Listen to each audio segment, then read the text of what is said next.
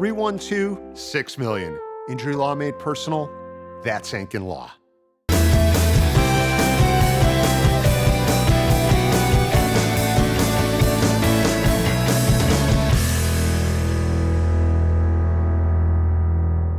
I ask you, Jim, out of these four options, which on-base metric is most achievable for Munetaka Murakami? 64 home runs, 115 RBIs, 127 walks, or 237 strikeouts?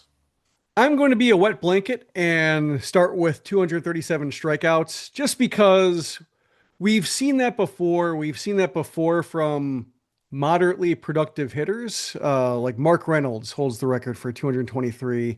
Adam Dunn would have broken it had the White Sox not pulled off of his playing time that year a little bit. I think they kind of, at the end, managed it a little bit so he wouldn't get the record, but he had 222. But like Dunn was fine that season. He was average for a DH that year. Mark Reynolds, the year that he set the strikeout record, he had 127 OPS plus. So that's a case where 237, you expect he's not going to play every day. Probably comes down to that 220 range. And so like we've seen that before from decent to good hitters, good power hitters. So that's why I say 237 and not necessarily a bad thing or like everything is going to collapse. Just more of a matter of there's a lot of swing and miss in this game.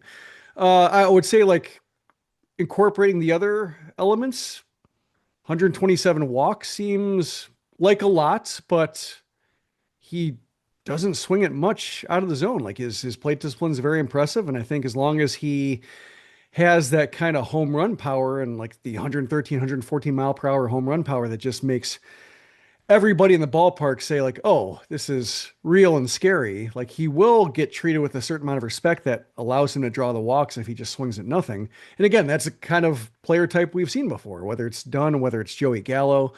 So wouldn't rule that out, for a 162 game pace that he's currently on. Then probably 115 RBIs, then probably 64 homers, just because, how hard it is to hit 60 homers in a season. There are easier ways to get to 115 RBIs, even if you hit like 50 homers or something like that. So ends up with the ugly home run to RBI ratio that I've talked about before. But given the walks, given the just amount that he's doing with the balls that he's putting in play that are going over the fence, the home run to fly ball rate is great. Like, yeah, I think you take that overall.